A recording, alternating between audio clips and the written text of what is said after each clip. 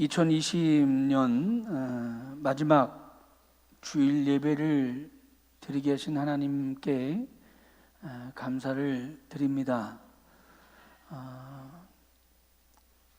우리가 예배를 드림에, 저와 여러분이 예배를 드림에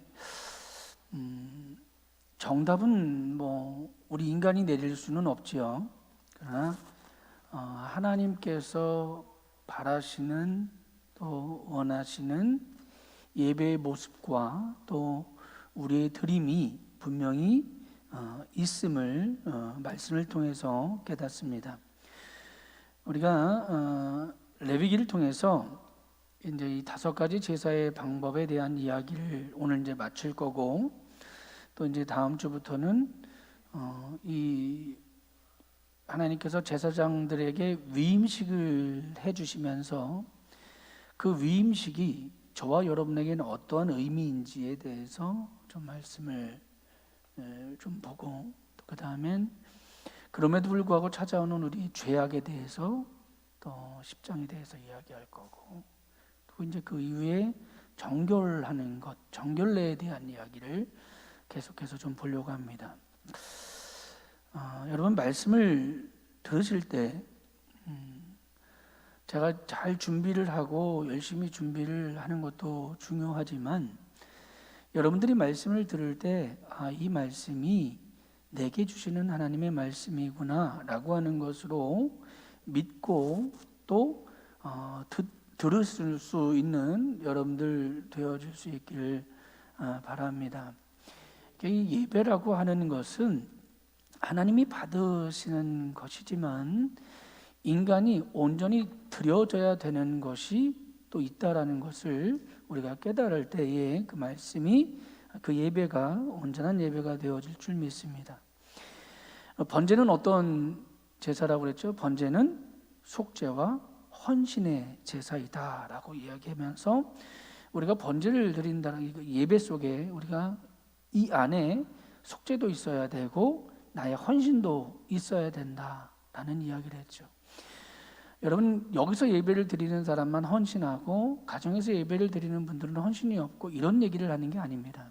여기서 드리는 여러분들도 하나님 앞에 헌신이 있고, 가정에서 예배를 드리시는 분들도 하나님 앞에 헌신이 있을 것이고, 혹 상황과 처지가 안 돼서 이 시간에 예배를 드리지 못하는 분들의 심령 속에서도 헌신, 속죄가 있을 수도 있어요. 깨달으시길 바랍니다.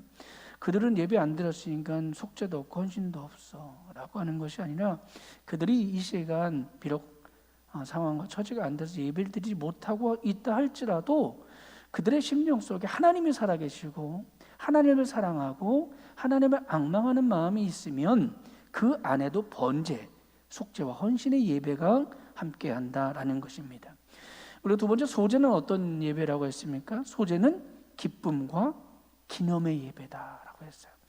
그래서 이 소제를 통해서 우리가 무엇을 회복해야 되냐면 하나님의 언약을 회복해야 된다라는 말씀을 드렸죠.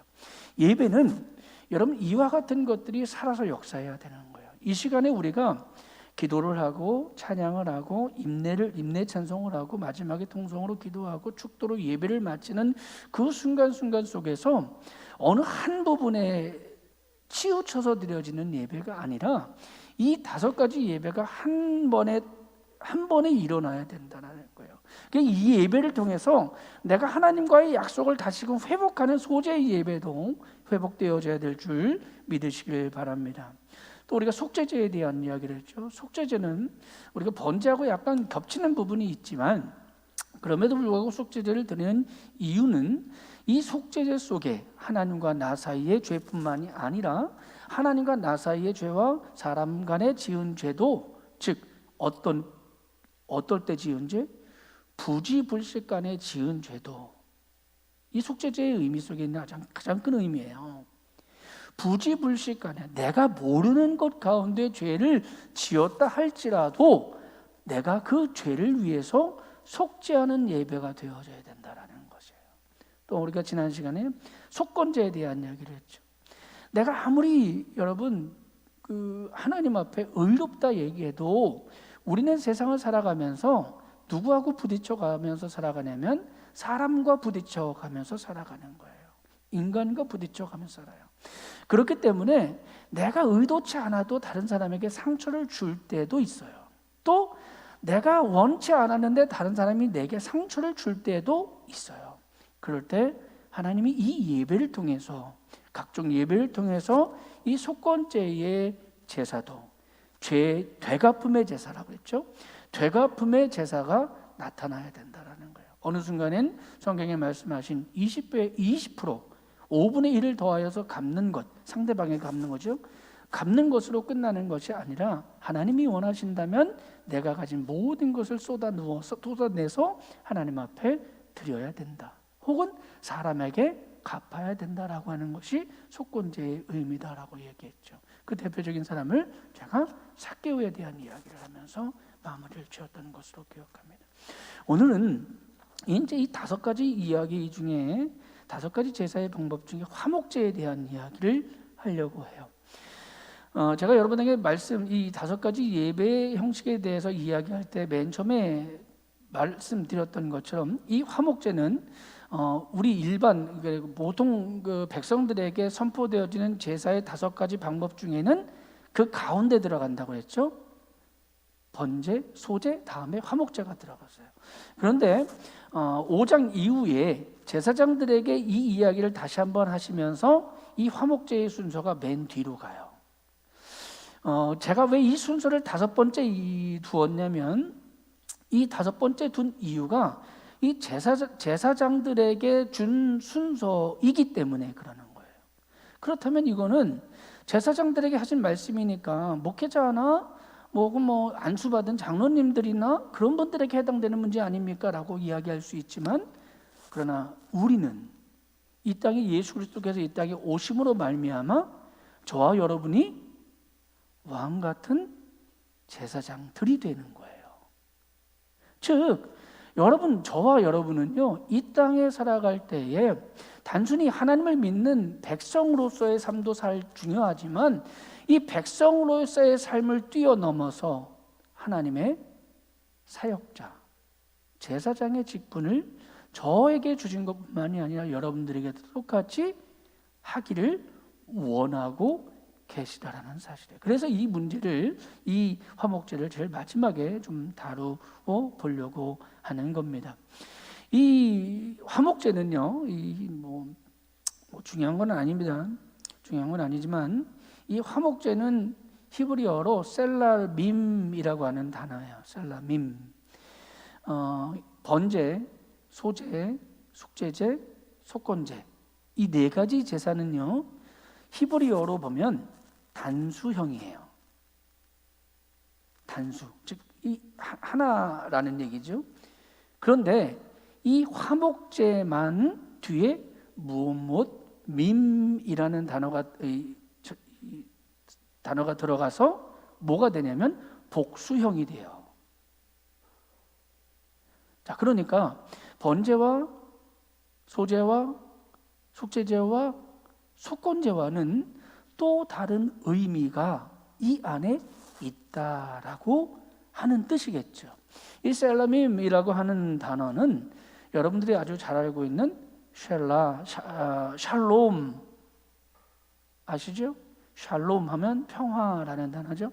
평화라는 단어에 들어가는 이 단어예요. 즉, 이 화목제는 하나님이 주시는 평안과 평화가 그 안에 담겨 있는 제사가 바로 이 화목제라는 거예요.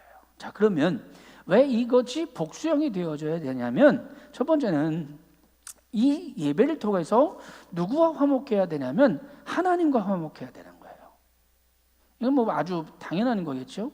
하나님과 나 사이에 화목의 관계가 계속적으로 유지가 되어져야 되는 의미가 있고요. 두 번째는 이 화목제는요, 사람과 사람 사이의 화목을 완성하라라고 하는 제사가 이 화목제예요. 그런데 이 화목제의 이 사람과 사람 사이의 관계는 속건제의 사람과 사람 사이의 관계와는 약간 달라요. 속건제의 이야기는 어떤 겁니까? 내가 부지 중에라도 혹은 아는 중에라도 다른 사람에게 피해를 주거나 혹은 아픔을 주었으면 그것을 되갚으라라고 하는 것이 속건제의 의미고, 이 화목제의 의미는 내가 가지고 있는 것을 다른 이에게 값없이 나누어 주어라 라고 하는 의미가 이 화목제에 들어가 있는 거예요. 그래서 이 화목제는 이 5가지 제사 중에 유일하게 복수형으로 되어져 있다. 쌍방의 여러 방향의 관계로 되어져 있다라고 하는 겁니다. 이 화목제는 3가지 정도로 분류를 합니다. 오늘은 이 화목제물을 먹는 대상을 살펴볼 필요가 있어요. 이 화목제물을 먹는 대상이 누가 있냐면 하나님과 인간, 즉 하나님이 드시는 것, 인간과 인간이 들어지는 것의 몫으로 2가지 방법이 되죠. 하나님과 인간의 관계에서 드려지는 것, 인간과 인간의 관계에서 드려지는 것 중에 그 몫이 제사자와 공동체, 이렇게 쉽게 말하면 그거예요. 예배를 드리는 나와 또 우리 주변에 있는 사람들이 다 같이 나눠 먹는 것, 이게 몫이에요. 그들의 몫이 있고, 또 2번째 몫은 제사 드리는 자와 하나님, 아니 이건 더 정확히 말하면 하나님의 몫이 따로 있어요. 이 화목제에는. 또 3번째는 제사를 집전하는 제사장들의 몫어치도 이 화목제에는 분명히 기록되어져 있어요.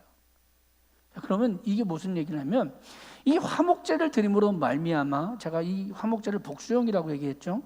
화목제를 드림으로 말미암아 화목제물을 가지고 모든 이들이 누구까지? 하나님까지도 그 화목제물을 나눌 수 있는 몫이 다 들어가 있다는 얘기예요.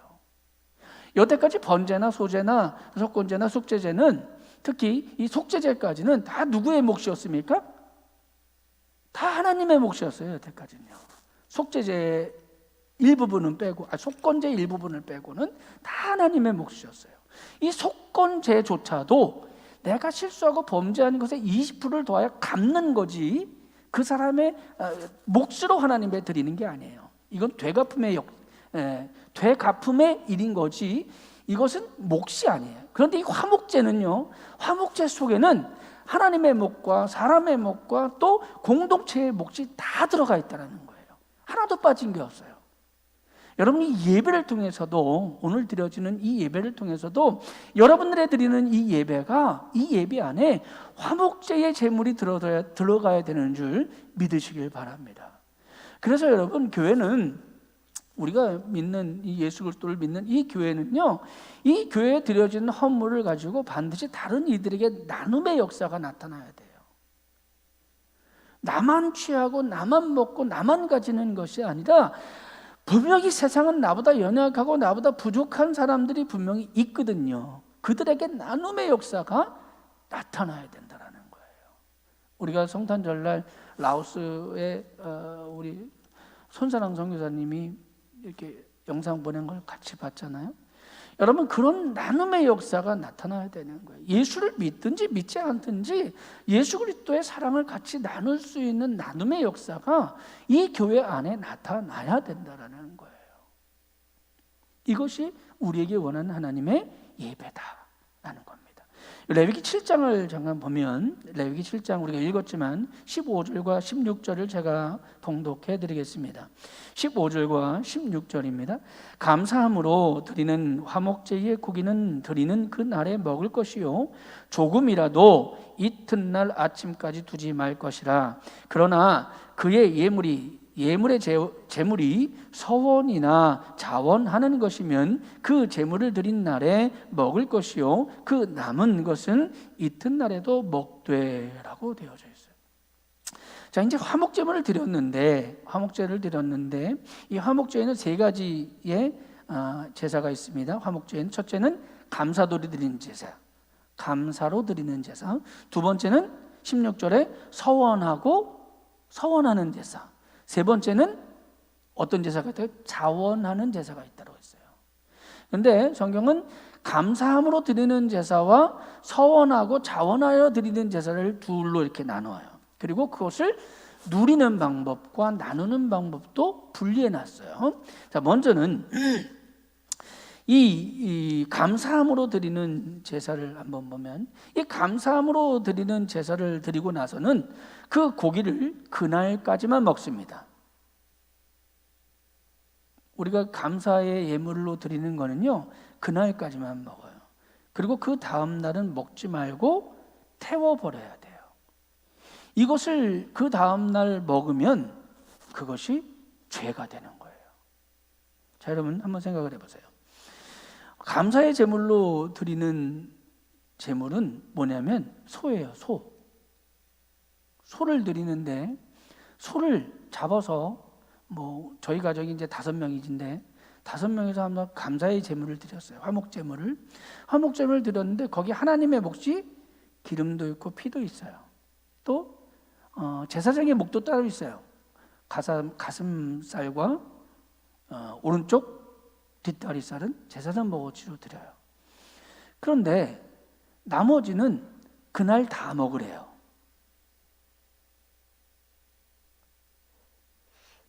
여러분들 가정에서는 소 한 마리를 하루에 다 드실 수 있습니까?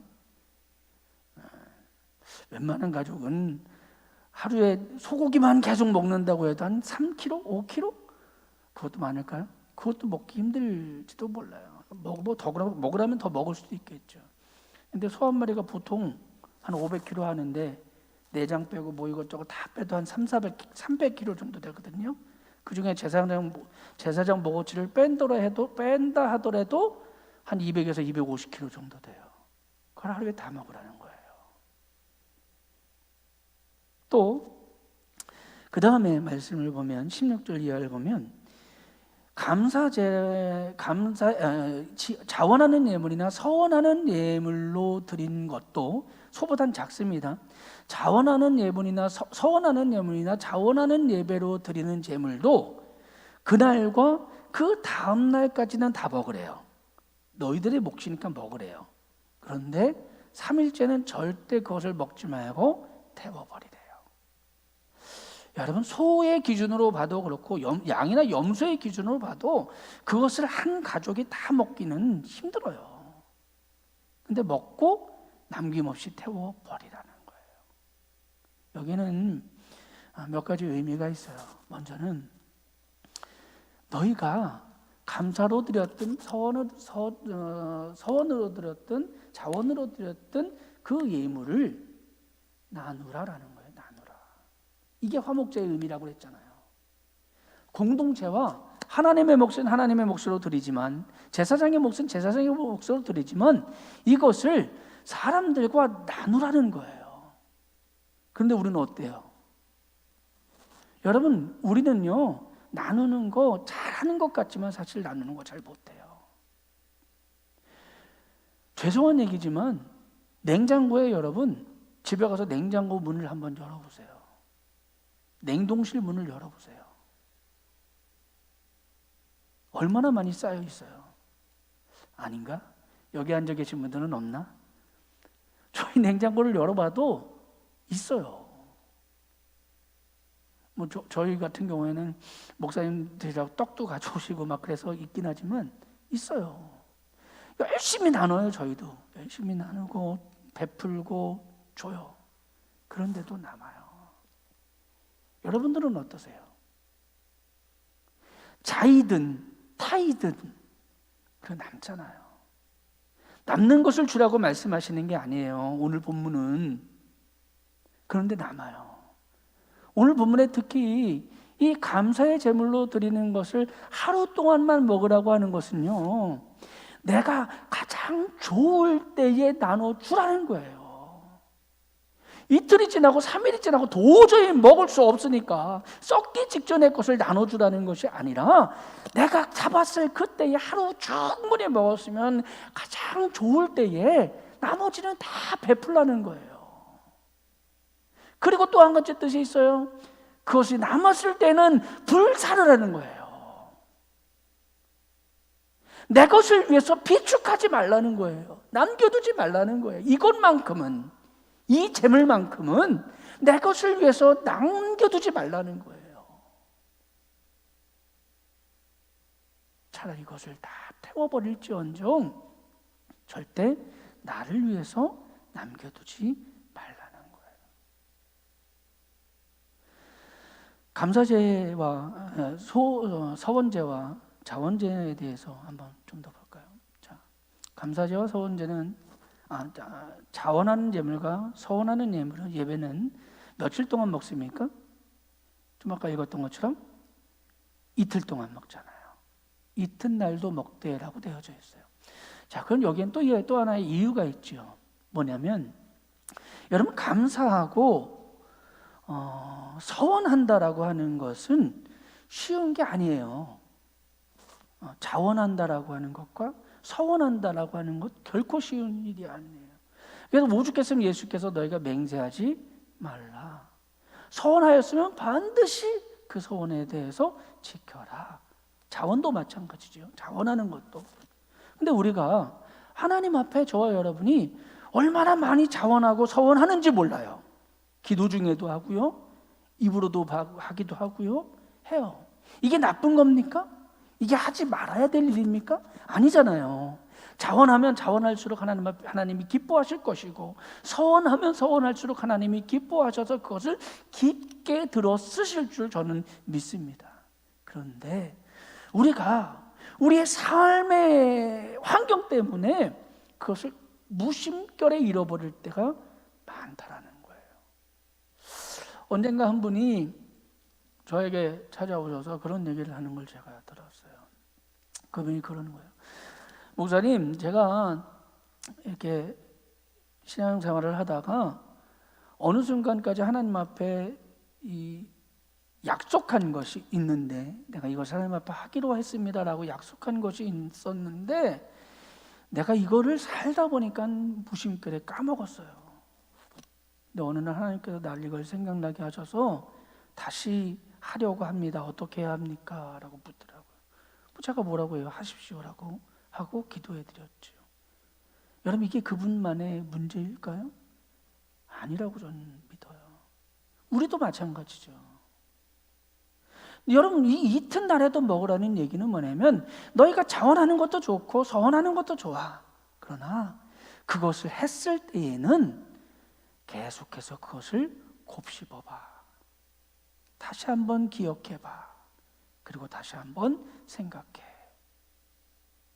너희의 입에서, 너희의 마음에서, 너희의 기도에서 나온 그 서원이나 자원하는 것을 잊지 않도록 너희들이 되씹어봐 라고 우리 하나님이 말씀하시는 거예요. 그래서 이튿날에도 그것을 먹게 하시고 다시금 곱씹게 하시는 거예요. 그리고 마찬가지로 이것도 남은 것들은 다 주변의 사람들과 나눠 먹으라는 거예요. 이것도 마찬가지예요, 여러분. 이것도 남겨둬서는 안 돼요. 저 여러분이 하나님 앞에 예배를 드릴 때, 우리가 정말 여러분들의 삶의 가정에서, 각 가정에서 예배를 드릴 때도 마찬가지지만 조심해야 될 것은 뭐냐면, 여러분, 욕심 부리지 마세요. 욕심 부리면요 자꾸 쌓여만 가요. 요즘은 그게 유행이라며요. 그 집안 정리해주는 그 컨설팅이 유행이래요. 그래서 컨설팅 하는 사람이 와서 묻는다는 거예요. 당신은 지금 이 집안에 있는 것 중에 얼마나 버리길 원하십니까? 스스로 정하게 하는 거예요. 그러니까 어떤 사람은 40%, 어떤 사람 50% 이렇게 얘기를 한대요. 그러면 그 사람이 그걸 컨설팅을 딱 해가지고 집을 싹 정리를 해주는 거예요. 버릴 건 버리게. 여러분, 우리 집 한번 열어보세요. 창고도 열어보시고. 쓸데없는 게 얼마나 많아요. 참 많죠. 많아요. 여러분, 그런 거 나누세요. 빨리빨리 나누세요. 못 쓰게 돼서 그때서야 나누지 마시고, 책이 누렇게 떠가지고 한 번도 안 보는 게 돼가지고 나누지 마시고, 여러분들이 한 번, 두 번, 세 번 읽어서 소장하지 않을 거면, 저는 책을 그렇게 분류합니다. 내가 소장해야 될 책과 나눠야 될 책과 빌려봐야 될 책. 저는 빌려봐야 될 책은 거의 안 사요. 그리고 제가 소장해야 될 책은 가능하면 새 책을 사고, 그리고 소장하진 않아도 꼭 읽어봐야 될 책들은 헌책방을 이용해요. 알라딘이라든가 뭐 그런 데를 제가 뭐 1년에 몇 차례씩 가서 저는 리스트를 쭉 적어가지고 해요. 그리고 나머지 것들은 이제 정리해서 나누기도 합니다. 여러분들도 좀 해보세요. 그렇게 우리가요, 여러분, 단순히 예배를 드리는 것을 통해서만 이게 이루어져야 되는 것이 아니라 여러분의 삶의 가정에서 이런 것들이 나누어져야 되는 거예요. 버릴 것 나누지 마세요. 제발 제가 다시 부탁드리는 것은 버릴 것을 나누지 마세요. 차라리 뭐라고 그래 있어요, 성경에? 그건 여러분 차라리 태워버리는 게 나아요. 제가 이제 그 아동 도서관을 한다고 하니까 한 목사님이 이제 책을 주시겠다고 갔는데 제가 그 목사님한테 이제 죄송하지만 도저히 못 볼 책들, 어린이 책인데 한 20년 된 책이 있어. 가져와서 제가 목사님한테 제가 그렇게 말씀드렸어요. 목사님, 이거는 아이들 볼 수 있는 책이 아니어서 제가 이걸 그냥 폐지로 팔겠습니다. 말씀을 드리고 가지고 왔어요. 여러분, 좋은 뜻으로 베풀었지만 그것이 좋은 뜻이 안 될 수도 있잖아요. 차라리 그때는요, 그냥 폐지로 버리세요. 버려서 폐지로 막 책 이만큼 버리면 한 돈만 원 나오거든요. 한 100kg, 200kg 버리면 한 돈만 원, 2만 원 나와요. 그럼 그거 그냥 기부하세요. 기부. 어려운 사람들을 위해서. 그게 더 좋아요. 오늘 본문은요, 제가 22절부터 27절 말씀을 좀 더 봅니다. 22절과 27절 말씀을 보면 이렇게 되어 있어요. 23절부터 보겠습니다. 이스라엘 자손에게 말하여 이르라. 너희는 소나 양의 염소의 기름을 먹지 말 것이며 스스로 죽은 자의 기름이나 짐승에게 찢겨진 것의 기름은 다른 데에 쓰려니와 결단코 먹지는 말지니 사람이 하나님께 화제로 드리는 제물의 기름을 먹으면 그 먹는 자는 자기 백성 중에서 끊어지리라. 너희가 사는 모든 곳에서 새나 짐승이나 피나 무슨 피든지 먹지 말라. 무슨 피든지 먹는 사람이 있으면 그 사람은 다 자기 백성 중에서 끊어지리라. 이 끊어지리라는 얘기는 제가 지난번 설교했죠. 어떻게 된다는 겁니까? 죽으리라라는 거예요. 정령 죽으리라라는 단어와 같은 단어라고 했죠. 죽는 거예요. 근데 무엇을 먹지 말라고 하냐면 기름과 피를 먹지 말라고. 특히 피는 절대 먹지 말라고 그래요. 그러면 이 피를 먹지 말라고 하면 우리 못 살죠. 왜? 고기만 먹어도 피가 들어가 있는 걸 그 안에.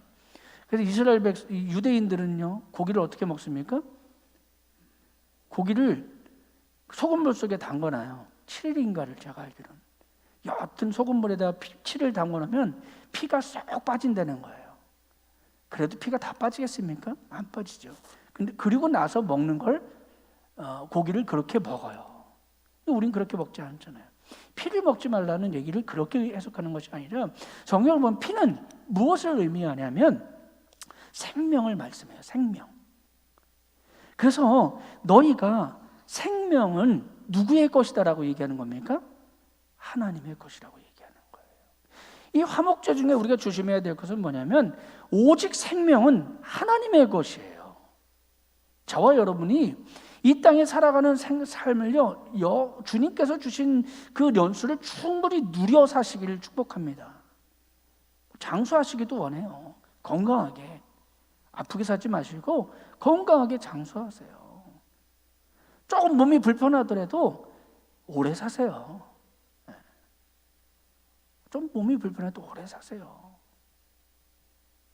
이 땅에서 오래 사는 것을 기준으로 하는 것은 아니지만 오래 살면서 하나님의 일을 하시면 되잖아요. 충분히 사세요. 여러분 절대 자살하지 마세요. 내 생명 내 거 아니에요. 저는 뉴스를 보면서 제일 혐오스러운 것들 중에 하나가 뭐냐면 내가 너무 힘들고 어려우니까 내 자식하고 동반 자살하는 거예요. 여러분 그거는요 절대 있어서는 안 돼요. 내 자녀가 내 생명이 아니잖아요. 내가 죽는 것도 하나님 앞에 어마어마한 죄인데 내가 낳아놓고 내 아이를 쓰레기통에서 키우는 것도 아니잖아요. 어쩔 수 없는 것 아닌 것 같아. 내가 보기에 청소 못하는 거 아니잖아요. 그런데 거기서 애가 울부짖는 것을, 만일 여러분 주변에 그런 가정이 있으면 신고하는 것이 아니라 여러분들이 좀 도와주세요. 도와주세요. 전 그런 도움을 받은 사람이에요.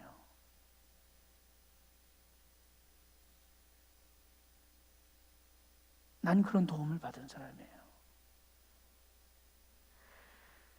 부끄러운 얘기지만 우리 집이, 우리 가정이 정말 냉장고 속에 있는 김치가 곰팡이가 쓸 정도로 힘들고 어려웠어요.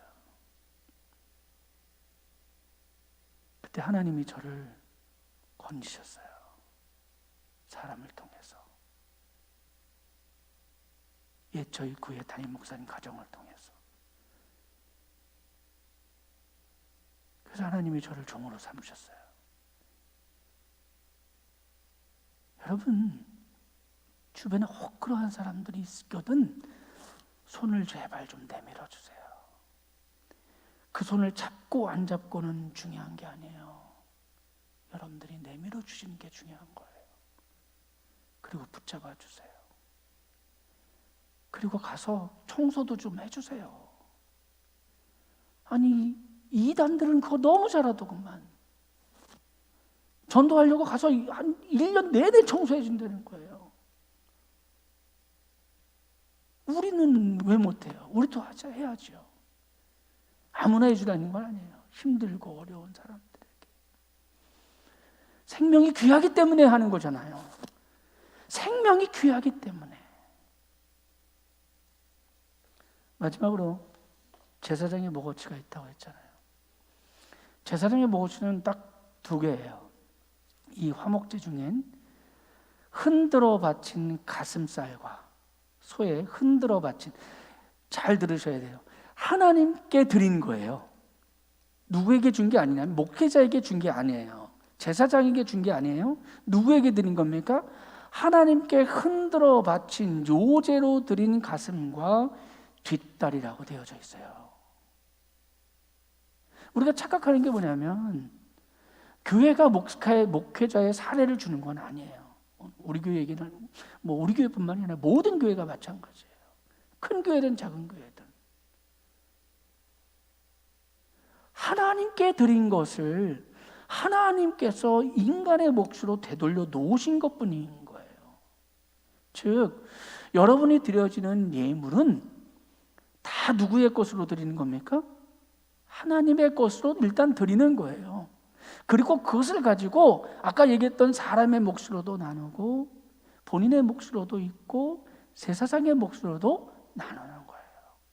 이게 성경에 나와 있는 번제와 소제와 속건제와 속죄제와 화목제의 제사의 의미예요. 오늘 저와 여러분이 드려지는 이 예배를 통해서 이 5가지 제사가 회복되어질 수 있기를 간절히 축원합니다. 이 5가지 제사가 회복되어지면 여러분, 제사장의 직분이 제사장에게서 끝나는 것이 아니라 이제 우리가 볼 8장과 9장을 통해서 누구에게 위임되기를 원하시냐면 저와 여러분에게 위임되기를 원하고 계신 분이 우리 하나님인 줄 믿습니다.